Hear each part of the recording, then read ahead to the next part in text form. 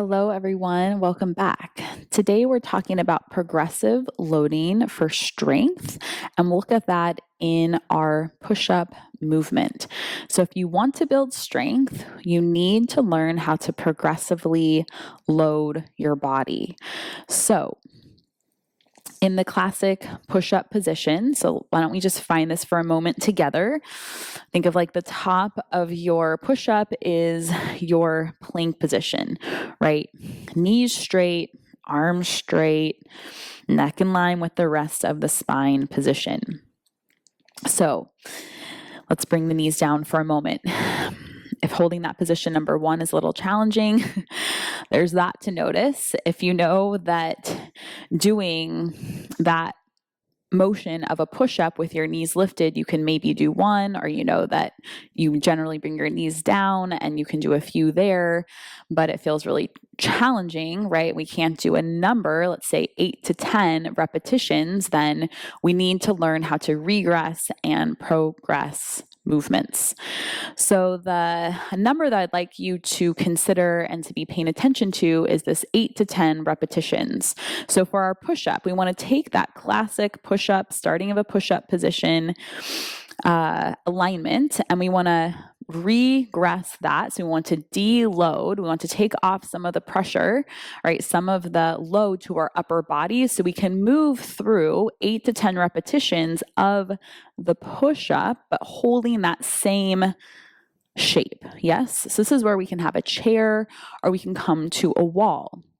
So I'm going to come to the wall, right? I'm going to find that plank position here at the wall, and we can do this with me. I want you to make it quite easy for yourself. Your hands are quite elevated. We're going to feel our elbows bending out to the sides, those shoulder blades coming toward the spine, and we push away. So let's do 10. And this is where we start to pay attention. Okay, if the first 5 to 6 were like, this is so easy, like I could do 30 of these. Okay, we need to progress the movement. We need to lower your angle, so we're adding more body weight to the upper body, to the motion, right?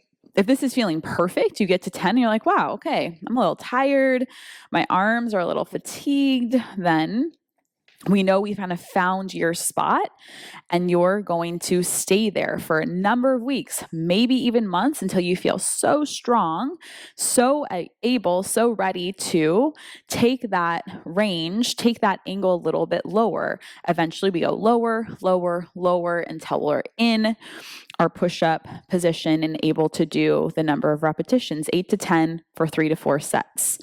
So let's go back to it.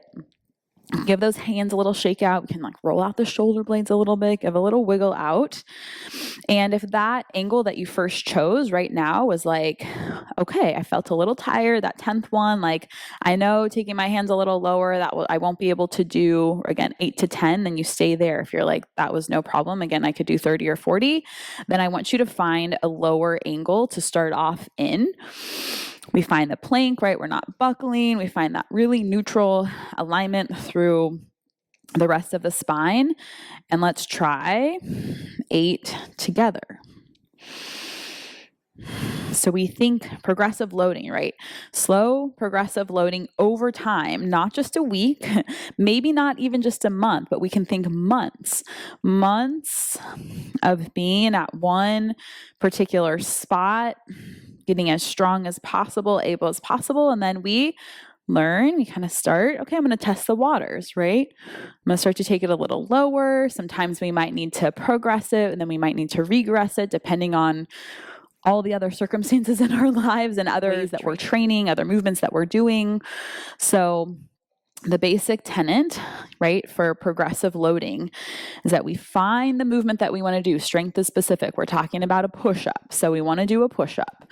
And we find the angle where we know we can do a steady, strong 8 to 10 repetitions.